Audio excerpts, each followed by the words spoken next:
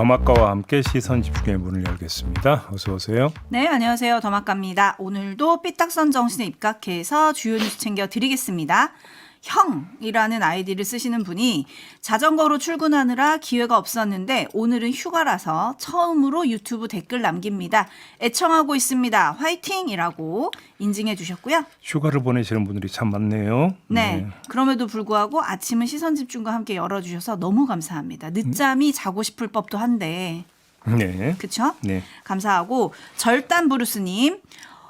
오늘 아침 인사는 인사 대신 하소연을 하겠습니다. 지방 출장 왔는데 평소 5만 원 하던 숙박비가 11만 원 달라고 하네요. 도대체 성수기는 누가 정하고 요금 올려도 되는 건가요? 답답해서 올립니다. 유승민 작가님, 휴가철 바가지 요금 취재 좀 부탁해요. 그래요? 라고 제보가 들어왔네요. 제보가 아니라 요구인데 이거는. 네. 아무튼 휴가지로 가셨나 보다 출장을. 그러게요. 예. 그리고 서영복님, 76세 남원골 농부입니다. 무더위에 농산물 가격이 너무 올라가네요. 소비자 걱정이 됩니다. 라고 올려주셨어요. 소비자 걱정을 해주시는군요. 네. 고맙습니다. 근데 네, 생산자와 소비자가 함께 윈윈할 수 있는 이런 방안, 정책을 좀 찾아야 되는 거 아니겠습니까? 그러니까요. 그리고 김은자님, 안녕하세요. 미국에서 잘 듣고 있습니다. 한국에서 들을 때보다 제 입이 목소리가 더 반갑네요. 딸네 집에 와서 손녀들 케어하고 있어요. 요리도 하고요. 야, 이제는 물 건너서까지 이렇게 손주를 케어를 하는 거예요? 와. 우리 어머님들 어떡하죠? 하지만 원정 케어시네, 그러니까. 그러니까요. 네, 고생하십니다, 정말로. 네.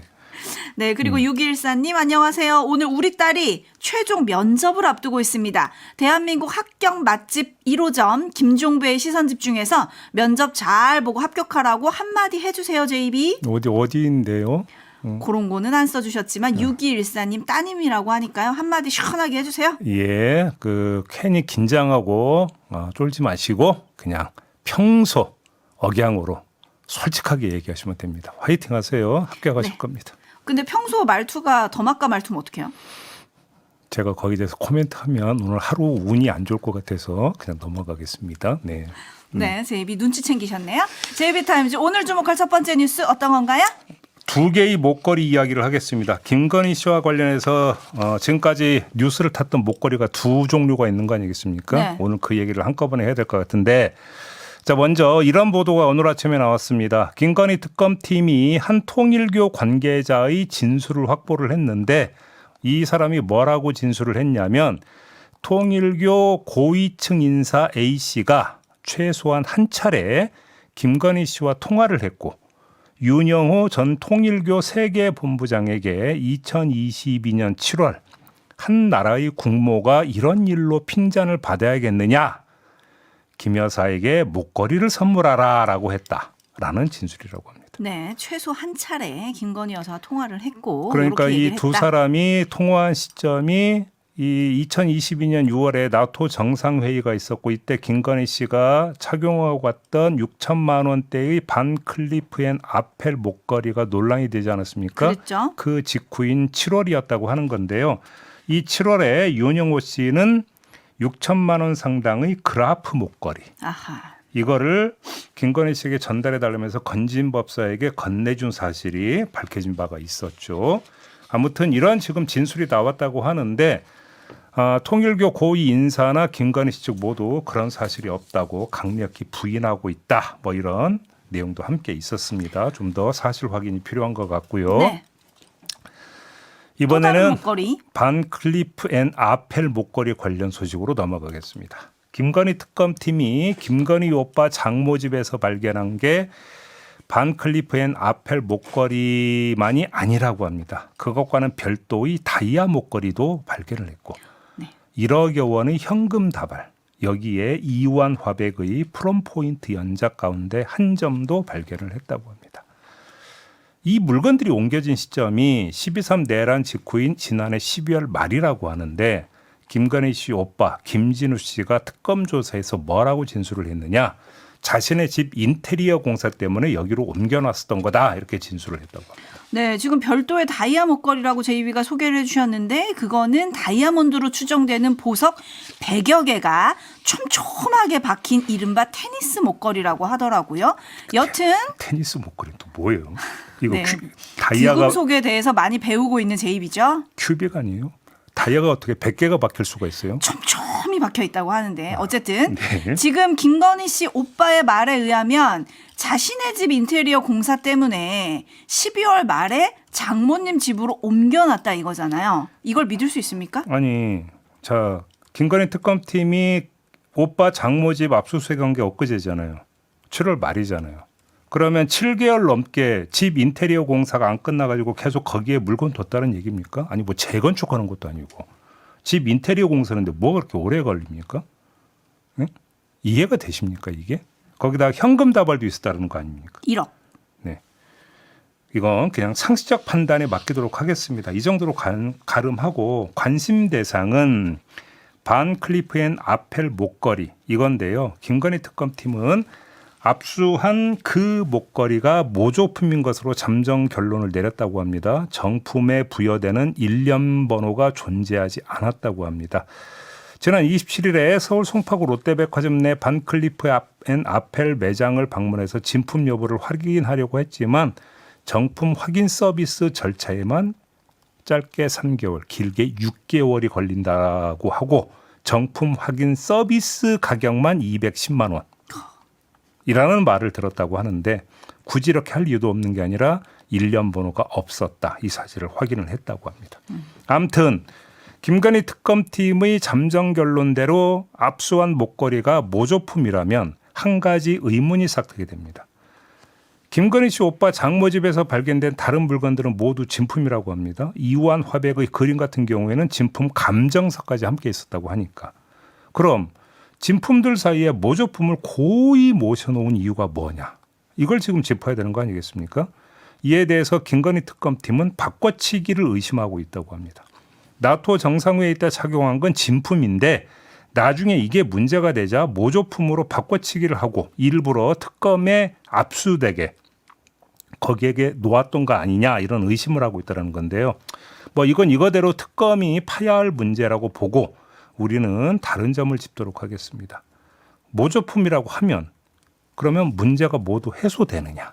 이 점을 좀 짚어야 되는데 이건 뉴스 채굴꾼이 알아봤다고 합니다.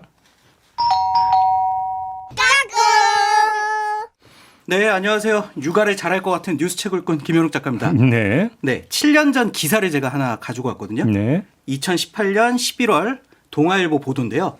국회 예결위에 참석했던 최종구 금융위원장이 스위스 최고급 명품 브랜드 이 바쉐론 콘스탄틴이라는 브랜드가 있대요. 네. 이 브랜드의 시그니처 문양이 선명하게 보이는 시계를 차고 있는 걸 보고 당시 예결위원들을 비롯한 국회 관계자들이 수군거렸다는 내용인데요. 네. 그 참고로 이제 그 시계 진품 가격은 수천만 원에서 1억 원 이상을 호가한다. 이런 내용도 덧붙여 있었습니다. 네.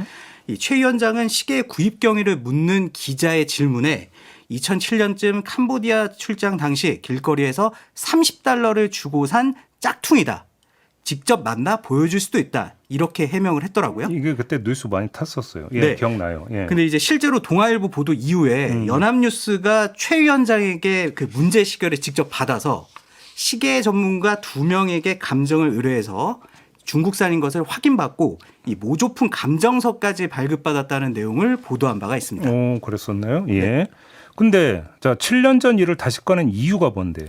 네, 이 최종구 위원장과 김건희 씨의 이 논란의 전개 과정이 좀 비슷하기 때문인데요. 네. 그 초고가의 장신구가 등장을 하고 재산신구, 누락지적이 나오고 여기에 이제 모조품이라는 해명까지 네. 패턴이 좀 비슷하죠. 네, 그렇네요. 예. 네, 근데 이게 우연의 일치인지 아니면 김건희 씨가 최종구 위원장을 보고 뭔가 이제 벤치마킹을 하는 건지 모르겠지만 네. 이 확실히 할 수 있는 점이 한 가지는 있습니다. 네. 이 최 위원장은 일종의 해프닝으로 끝났지만 이 김건희 씨 같은 경우는 이 결말에 그렇지 않을 거라는 점인데요. 왜 그렇게 보는데요? 네, 이 점을 좀 확인을 해야 될 것 같아요. 최종구 위원장의 모조품 시계는 $30짜리라고 했는데 네. 그러면은 김건희 씨의 목걸이가 모조품이라면 그 가격은 얼마나 될지 예. 제가 또 그 주얼리 그 주문 제작 전문가에게 직접 좀 얘기를 물어봤거든요. 예. 그 얘기 오디오로 잠깐 듣고 오시죠. 카피 제품이라고 치면 한 900 정도 들어갈 테고 만들면서 만약에 실수하거나 이렇게 되면은 조금 뭐 들어가는 비용 같이 생각하고 네네. 마진도 줘야 될 거 아니에요. 900만 원짜리 팔면서 마진 30만 원 남기진 않으니까 저 같으면은 그래도 뭐 한 1,300에서 1,400은 받을 것 같아요. 아니 모조품 가격이 1,300, 1,400이라고요? 네, 참고로 이 전문가가 얘기한 건 2022년 6월 나토 순방 당시 김 씨가 찾던 목걸이. 예, 그러니까 그 목걸이. 예, 그 목걸이를 기준으로 얘기를 한 겁니다. 그 목걸이를 기준으로 한다면 디테일이 워낙 많이 들어갔기 때문에 이 제작비도 비싸고 제작 기간도 한 달에서 2달 이상 걸린다고 그러더라고요. 네. 근데 이 전문가의 추산대로 모조품 가격이 1,300에서 1,400만 원대라면은 이제 이게 법에 걸리고 예. 설령 그 정도 액수가 아니다 하더라도 미국 달러 기준으로 $600 이상이면은 법에 걸리게 되어 있습니다. 그래요? 네, 관세법 235조에 따르면 위조하거나 유사한 상표를 붙여 상표권을 침해하는 물품이나 불법 복제된 물품으로서 저작권 등을 침해하는 물품은 국내로 들어올 수 없고요. 예. 이를 위반하면 징역 7년 이하의 징역 또는 1억 원 이하의 벌금형에 처해지게 돼 있습니다. 네. 다만 관세법 시행령에 개인 물품으로서 가격이 $600 이하의 품목당 1개, 전체 2개까지 들여오는 건 허용이 된다고 해요. 네, 이 전문가가 말한 위조품 제작 단가 1,300에서 1,400만 원은 이 기준 금액을 훨씬 웃도는 가격입니다. 네, 그렇죠, 당연히. 예. 네, 이 반면에 최종구 위원장은 모조품 시계 가격이 $30에 불과했기 때문에 네. 별다른 제재 없이 그냥 해프닝으로 끝나게 된 거죠. 금액 기준이 있는 거네요, 그러면. 네. 근데 이건 해외에서 들여오는 경우잖아요. 근데 네. 그러면 그 반 클리프 앤 아펠 목걸이 모조품도 해외에서 들여온 거다라는 이게 확인이 된 건가요? 이 매일경제 보도를 보면은 네. 서울중앙지검이 지난 5월 이 해당 의혹에 대한 수사를 시작하자 이 김건희 씨 측이 서면을 통해서 해당 목걸이는 해외에서 산 모조품이다 이렇게 밝혔다고 하는데 해외에서 샀다고 밝혔다. 네, 예. 김 씨 측의 입장은 그런 것 같습니다. 네. 언론만 보면. 예. 근데 이제 그 뇌물죄는 논외로 치더라도 이 재산 신고 누락에 따른 공직자 윤리법을 피하기 위해 이 모조품이라고 주장했을 가능성 배제할 수 없고요. 네. 이렇게 된다 하더라도 관세법이 기다리고 있다. 이렇게 봐야 될 것 같습니다. 그게 징역 7년 이하 또는 벌금 1억 원 이하의 형에 처해진다. 네, 맞습니다. 이걸 피해갈 수 없다. 네. 알겠습니다. 그래서 결말이 다를 것이다. 이런 얘기군요. 알겠습니다. 잘 들었습니다. 네, 감사합니다. 네, 근데 김건희 씨 측은 어쨌든 장신구 세점 모두 다 해외에서 구매한 모조품이고 목걸이 가격을 200만 원 이하라고 지금 주장을 하고 있거든요. 네, 요것도 꼼꼼하게 챙겨 드릴게요. 그러면서 잠깐만요. 네? 200만 원 이하라더라도 $600를 잠깐만 초과하는 거죠. 그렇게 되는 거죠. 왜 계산이 안 돼요, 지금? 계산이 안 돼요. 잠깐 스톱됐어요. 네. 네. 그러죠. 그러니까 초과하는 거죠. 네, 그러면서 말한 게 이게 이제 계속 말하는 게 김건희 씨가 직접 구매했기 때문에 뇌물죄 혐의가 성립되지 않는다. 계속 이렇게 지금 주장을 하고 있거든요. 그런 거 조금 전에 뉴스 채울 건데 뇌물죄는 논외로 치고 그러니까요. 그러니까요. 왜 그래도 뇌물죄만 꼭 찍어서 설명을 했는지 저는 좀 그게 또 궁금해요. 관세법에 걸릴 수 있다. 네. 요 얘기는 제대로 못 봤나 봅니다. 그러게 네. 말입니다. 네. 일단 뇌물죄만 벗자. 이런 의도가 아니었을까 싶기는 한데요. 진희무님이 김현욱 작가 제대로 파고 왔네요. 라고 칭찬해 주셨고요. 뭐 꿍 작가라고 불리기도 한다는데 어쨌든 그렇고 최정현 님이 이런 촌철을 보내주셨어요. 네. 목걸이가 목을 조이는 상황이 되다니 라고 올려주셨는데 제 취향 딱인데 지금. 네. 제가 약간 뇌가 스탑이 됐던 이유가 $600면은 200만 원을 넘죠라고 제이비가 얘기하셔가지고 순간 계산하다가 약간 뇌가 정지됐는데 우리 PD님이 계산해 주셨어요. $600는 83만 원이래요. 그러니까요. 근데 200만 원 이하라면 200만 원 근처라고 주장하는 건데 그렇다고 치더라도 관세법 기준에 초과되는 거잖아요. 아무튼 이번엔 또 어떻게 해명을 할지 요거를 또 지켜봐야 되지 않을까요? 그러게요. 네, 지켜봐야 될 것 같고 김본범님 등 많은 분들이 사실 이걸 왜 따지고 있습니까? 진품이어도 문제, 가품이어도 문제 아닙니까? 물론입니다. 라고 해주셨네요. JB타임즈 다음 주목할 뉴스는요? 임성근 전 해병대 1사단장이 또다시 부르지도 않았는데 최상병 특검을 찾아갔습니다. 특검 사무실 앞에서 이렇게 주장을 했는데요. 잠깐 들어보시죠. 이명현 특검은 다른 수사에 앞서서 윤석열 전당 먼저 참수하자. 저에게 업무상 과실치사상의 혐의가 있는지 여부를 밝히고 혐의가 인정되면 먼저 저부터 기소해 주시기를 요청드립니다.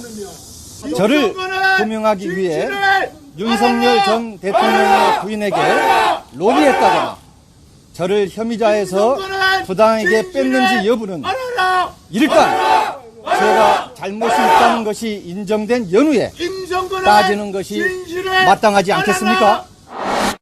네, 좀 시끄럽죠. 아무튼 이렇게 이제 반발의 목소리도 현장에서 나온 건데요. 임성근 전 사단장은 이런 주장이 담긴 요청서와 참고 자료를 특검에 제출하려고 했지만 특검은 사전 조율 없는 방문이라면서 출입을 막았다고 하고요. 그래도 안 돌아가고 한 20분간 버티고 서 있었다고 합니다. 그러니까 한 수사관이 나와서 서류를 받아갔다고 하는데 도대체 왜 이러는 건지 이걸 좀 짚어야 되는 거 아니겠습니까? 네, 좀 기다리면 특검 수사 결과가 나와서 어떻게 해결이 될 텐데 왜 이러는 거죠? 자, 이럴 때 동원되는 상투적 분석 틀이 뭐냐면 여론전이라는 겁니다. 자신의 주장을 널리 알려서 지지세를 확보하고 그렇게 확보한 지지세를 수사 방향을 유도하는 힘으로 쓰려는 전략이다. 뭐 이런 어떤 분석이 뭐 뒤따라붙곤 하는데요. 그냥 이런 분석을 따라가서 한번 결론을 내려봅시다. 그러면 결론이 어떻게 나느냐? 택도 없다는 겁니다. 택도 없다는 결론의 근거는 윤석열 케이스가 증명한다는 겁니다. 법기술에다가 편지에다가 면회에다가 갖은 방법을 다 써가면서 지지세 결집에 골몰했지만 극렬 지지자들의 대열은 갈수록 쪼그라들었고요. 최종적인 결과는 뭐였습니까? 재구속이었습니다. 만들어진 여론은 진실 앞에서 물거품 같은 겁니다. 무지개를 띄는 것 같지만 얼마 못 가서 터지는 게 물거품인데 윤석열의 경우 이걸 똑똑히 목도를 했을 텐데 왜 따라가려고 하는지 참 그게 의아하고 거시기하다 이렇게 말씀을 드리는 겁니다. 네, 이동훈 님이 한 사람은 나오라고 해도 안 나오고 한 사람은 나오지 말라고 해도 나오고 하라고 보내주셨습니다. JB타임즈 다음 주목할 뉴스는요? 최일 국방홍보원장의 행적 며칠 전에 전해드린 바 있습니다. 네. 그 국방홍보원에서 발행하는 국방일보가 28일자 일면 머릿 기사로 안규백 국방장관의 취임사를 전했습니다. 그런데 내란 사태를 언급한 대목은 전부 빼버렸습니다. 삭제된 대목은 이런 문장들이었습니다. 우리 국방부와 군은 비상계엄의 도구로 소모된 과거와 단절하고 오직 국가와 국민을 지키는 데에만 전념하는 국민의 군대로 거듭날 것이다. 12.3 불법 비상계엄 사태로 복합적인 안보 위기에 대응할 시간을 허비했다. 12.3 비상계엄은 우리 군의 존재 이유를 무너뜨리고 국민의 신뢰와 군복의 명예를 실추시켰다. 이런 문장들이었는데 이걸 빼버린 겁니다. 이 사실이 알려지자 이재명 대통령이 어제 국무회의에서 이렇게 말했습니다. 들어보시죠. 기강을 잘 잡으셔야 될 것 같습니다. 네, 심각합니다. 국방부 장관이 한 취임사를 편집을 해서 내란 언급은 싹 빼버렸다더라고요. 네, 기강을 잡아야 될 것 같다고 이야기를 했는데 뭐 답은 나온 거랑 마찬가지 아니겠습니까? 자, 그러면 기강 잡기의 실행 방안이 무엇이냐? 이걸 살펴야 되는 것 같은데 이것도 얼추 나온 것 같습니다. 최일 국방홍보원장이 문제의 핵심이라는 것은 이미 보도가 많이 나왔습니다. 따라서 기강 잡기는 최일 원장의 사고를 바로잡거나 아니면 그의 거취 문제를 정리하거나 둘 중 하나다. 이렇게 봐야 되는 거 아니겠습니까? 이런 방법이 정당성을 갖는 이유는 분명합니다. 최일 원장의 지시로 한미 정상 통화 기사 등이 삭제된 것과 이번에 삭제된 내란 관련 발언은 성격이 조금 다릅니다. 12.3 비상계엄은 이미 헌법재판소에 의해서 위헌위법적 선포임이 확정된 마당입니다. 그런데 그 점을 지적하는 장관 말을 도려냈다라는 건 헌재의 판단도 따르지 않겠다는 의사의 표시로밖에 해석할 수 없는 거 아니겠습니까? 이걸 어떻게 두 눈 뜨고 그대로 지켜보는 겁니까? 이런 사고와 행태는 국가의 녹을 먹는 공직자가 보일 수 있는 게 아닙니다. 따라서 당연히 책임을 물어야만 한다. 이런 결론에 도달하는 거 아니겠습니까? 네, 달콩이 님이 알박기 효과가 이렇게 드러나는 건가요? 라고 좀 꼬집어 주셨고요. 네. 우티스님은 국방홍보원이 내란 홍보원이 됐네요. 라고 또 꼬집어 주셨어요. JJ님도 비슷한 의견. 국민 세금 먹고 살면서 아직도 내란을 옹호합니까? 라고 좀 꼬집어 주셨는데 네. 어떤 결론에 도달할지 여기도 저희가 계속 시선 집중해야 할 것 같습니다. 최일호 원장님 입장에서 나는 정권에 충성하지 않는다. 뭐 그렇다고 쳐요. 그래서 뭐 대통령 관련 동정이나 했다는 것은 100번 1000번 양보해서 그렇다고 쳐요. 하지만 헌법기관이 헌법재판소가 내린 결론 그리고 그것을 받아서 이야기한 장관의 발언을 삭제한다는 게 말이 되는 얘기입니까? 그러니까 여기에 왜 편집권이 등장하죠? 그건 좀 이해가 안 되는 것 같습니다. 마무리하겠습니다. 더마카 수고하셨어요. 고맙습니다.